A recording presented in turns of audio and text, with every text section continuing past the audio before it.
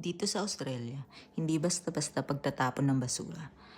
Tulad nitong mga cooking pots, we have to go to transfer station para itapon to sa tamang skip. So, hinanap namin yung steel skip. So, dun itatapon yung tamang tapunan. So, after nun, nakalimutan namin, meron pa pala siyang takip. Yung glass na takip. So, tinuro kami nung isang empleyado na itapon daw sa general waste. So, iba't ibang klaseng waste yan. May cardboard, may commingle, may green waste. So, hinanap namin yung general waste. Doon namin tinapon yung glass na takip. Tapos nun, exit na.